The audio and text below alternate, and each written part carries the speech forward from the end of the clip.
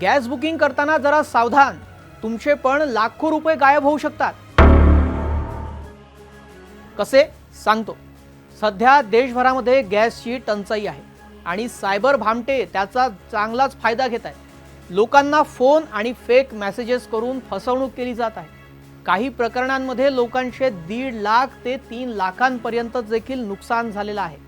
अनेक राज्यांमध्ये पोलिसांनी अलर्ट देखील जारी केलेले आहे। कशी ही फसवणूक केली जाते आणि तुमची अशा प्रकारे फसवणूक होऊ नये यासाठी काय खबरदारी घ्याल ते देखील सांगतो। नमस्कार, मी श्रेयस पांडे, तुम्ही पाहताय न्यूज 18 मराठी। सध्या गॅस पुरवठ्याबाबत चांगलीच भीती आणि अफवा वाढल्या आणि याच घाबरलेल्या मानसिकतेचा फायदा सायबर गुन्हेगार घेत आहेत। सायबर भामटे कसे फसवत आहेत ते जाणून घेऊया। पहिली टेक्निक, फेक SMS किंवा व्हॉट्सअप लिंक।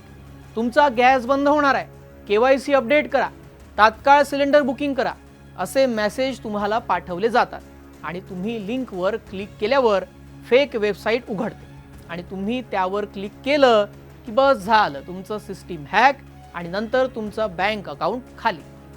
त्यानंतर यांची दुसरी पद्धत काय आहे ती अशी की फेक कॉल्स करतात, म्हणजेच गॅस एजन्सी बनून तुम्हाला कॉल करतात। मी इंडेन, HP, भारत गॅस मधून बोलतोय, तुमचं कनेक्शन बंद होईल असा फोन करतात। मग तुम्ही पॅनिक होऊन यांच्या चेतावणीला बळी पडता।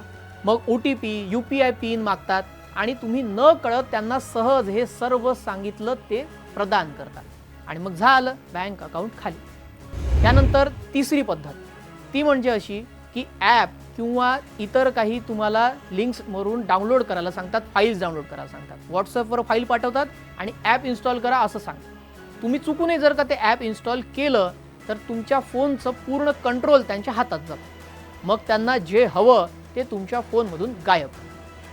त्यानंतर आणखी एक प्रकार ते म्हणजे पेमेंट ट्रॅप। तात्काळ सिलेंडर मिळेल, डिस्काउंटमध्ये देतो असं प्रलोभन दिलं जातं। संकटामध्ये असलेली व्यक्ती कधी कधी जास्त विचार करत नाही हो।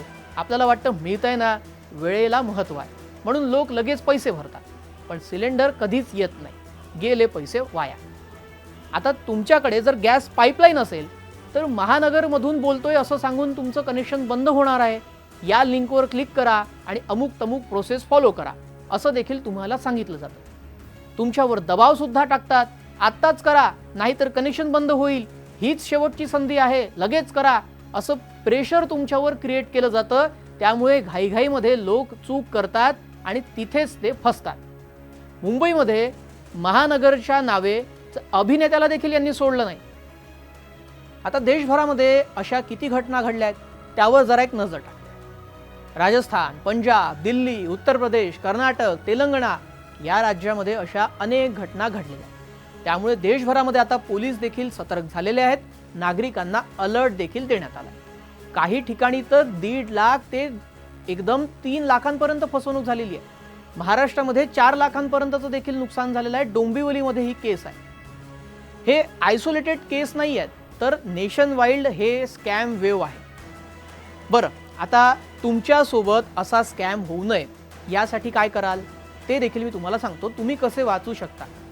सर्वात इम्पॉर्टंट ते म्हणजे OTP, UPI पिन हे शेअर करू नका, अननोन लिंकवर क्लिक करू नका, कुठलाही ॲप डाउनलोड करू नका, फोनवरून बँकिंग डिटेल्स कुणालाही देऊ नका।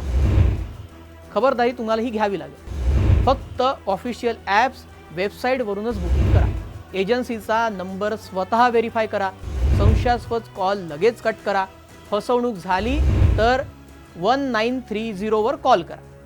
आज गॅस टंचाईची भीती आहे, उद्या दुसऱ्या गोष्टीची असेल, पण सायबर भामटे नेहमी तयार असतात। तुमच्या भीतीचा फायदा घेण्यासाठी ते नेहमीच तत्पर असतात। त्यामुळे लक्षात ठेवा, गॅसची टंचाई तात्पुरती असू शकते, पण एक चूक तुमच्या आयुष्यभराची सेव्हिंग संपवू शकते। हा व्हिडिओ अधिकाधिक शेअर करा आणि इतरांना अशा सायबर फसवणुकीपासून वाचवा, कारण कदाचित तुमच्यामुळे कोणाचे लाखो रुपये देखील वाचू शकतात। आणि याबाबत तुमचं काय मत आहे ते देखील कमेंटमध्ये सांगायला विसरू नका। भेटूयात पुढील नव्या एका अपडेटसह। नमस्कार।